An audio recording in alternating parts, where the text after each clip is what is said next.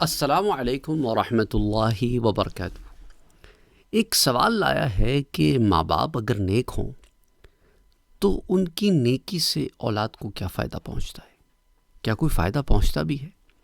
اس کا جواب قرآن کریم میں موجود ہے۔ سورہ کہف میں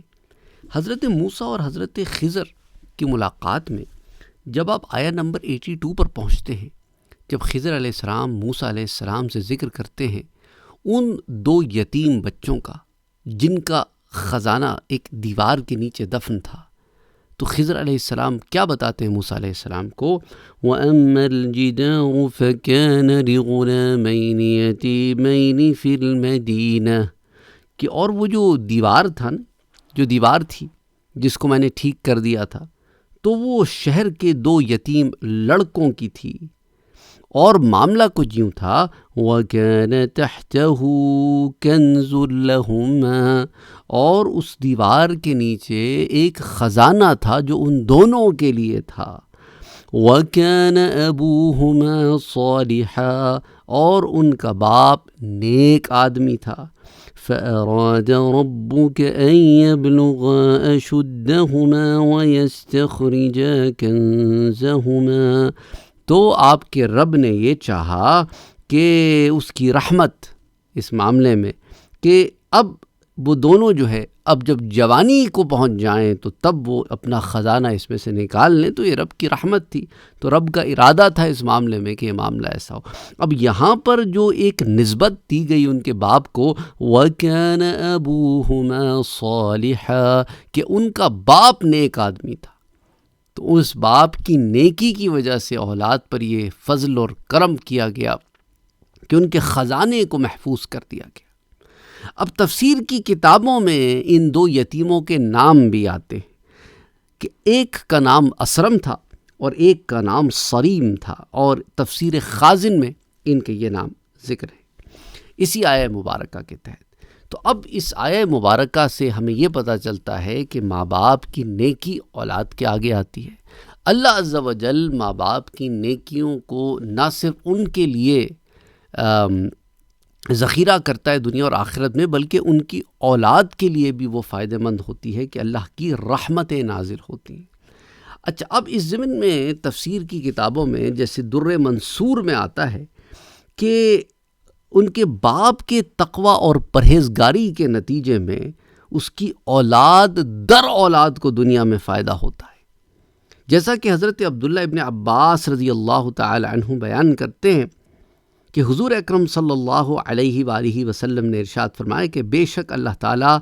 آدمی کے نیک ہونے کی وجہ سے اس کی اولاد در اولاد کی بہتری فرما دیتا ہے۔ تو در منصور میں سورہ کہف میں اسی آیہ مبارکہ کے تحت امام سیوطی رحمۃ اللہ علیہ نے اس روایت کو نقل کیا ہے۔ اور اسی طرح حضرت محمد بن منکدر رحمۃ اللہ علیہ فرماتے ہیں کہ اللہ تعالیٰ بندے کی نیکی سے اس کی اولاد کو اور اس کی اولاد کی اولاد کو اور اس کے کنبے والوں کو، یہاں تک کہ اس کے محلے داروں کو بھی اپنی حفاظت میں رکھتا ہے۔ حضرت محمد بن منکدر رحمۃ اللہ علیہ کا یہ قول جو ہے وہ تفسیر خازن میں اسی آیہ مبارکہ کے تحت موجود ہے۔ تو یوں ہی جو ہے باپ کا نیک پرہیزگار ہونا آخرت میں بھی اس کی اولاد کو نفع دیتا ہے، جیسا کہ اللہ عز و جل کا ارشاد پاک ہے، سورہ طور کی آیہ مبارکہ ہے کہ والذین آمنوا، کہ وہ لوگ جو ایمان لائے اور ساتھ ہی ساتھ ان کی جس اولاد نے ایمان کے ساتھ ان کی پیروی کی، تو ہم ان کی اولاد کو ان کے ساتھ ملا دیں گے اور ان والدین کے عمل میں کچھ کمی نہیں کریں گے۔ تو یہاں پر بھی والدین کے ایمان کا ذکر پہلے اور پھر اولاد کے والدین کی اتباع کرنے کا ذکر ہے۔ بہرحال اس پر ہم پہلے بھی بات کر چکے۔ اچھا، اسی طرح جو ہے حضرت عبداللہ ابن عباس فرماتے ہیں کہ حضور اکرم صلی اللہ علیہ وآلہ وسلم نے ارشاد فرمایا کہ بے شک اللہ مومن کی ذریت کو، یعنی کہ اس کی اولاد کو، اس کے درجے میں اس کے پاس اٹھا لے گا، اگرچہ وہ عمل میں اس سے کم ہو، تاکہ اس کی آنکھیں ٹھنڈی ہو۔ یعنی کہ جنت میں اگر اولاد ماں باپ سے درجے میں کم ہو تو جامع الحدیث حدیث نمبر 6835 کے تحت یہ جو بات آتی ہے کہ حضور کا ارشاد ہے صلی اللہ علیہ وسلم کا کہ مومن کی اولاد کو اگر درجے میں وہ باپ سے کم ہو تو اٹھا کر باپ کے درجے تک پہنچا دیا جائے گا، تاکہ جنت میں اس کی آنکھیں ٹھنڈی ہوں۔ اسی طرح اور بھی بہت ساری روایات اس ضمن میں آتی ہیں۔ تو کہنے کا مقصد یہ ہے کہ اللہ عز و جل جو ہے وہ ماں باپ کی نیکیوں کو اور نیک کاموں کو ضائع نہیں فرماتا، اور اولاد کے آگے جو ہے وہ آتی ہیں نیکیاں۔ اچھا، ایک اور بات تفسیر خازن سے آپ کو بتاتا چلوں کہ اس آدمی کا نام بھی تفسیر خازن میں آیا، کاشح نام تھا،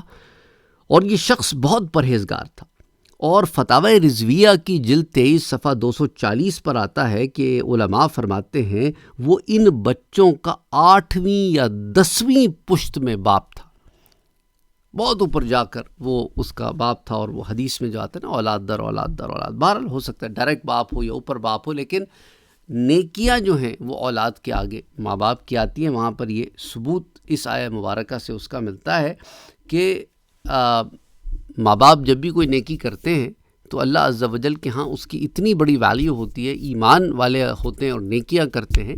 کہ اس نیکیوں کے صلے میں ان کے جانے کے بعد بھی ان کے اولاد کے کام ہوتے رہتے ہیں۔ اس لیے کہتے ہیں نا کہ اولاد کا کوئی کام ہو جاتا ہے مشکل کام، تو کہتے ہیں تیرے باپ کی کوئی نیکی ہوگی، یا تیری ماں کی کوئی نیکی ہوگی، یا تیرے ماں باپ کی کوئی نیکی ہوگی جو اب تیرے کام آ گئی۔ بہرحال اللہ سبحانہ و تعالیٰ سب کے لیے آسانیاں پیدا فرمائے، آمین یا رب العالمین۔ تو امید کرتا ہوں کہ بات آپ کو سمجھ میں آ گئی ہوگی۔ السلام علیکم ورحمۃ اللہ وبرکاتہ۔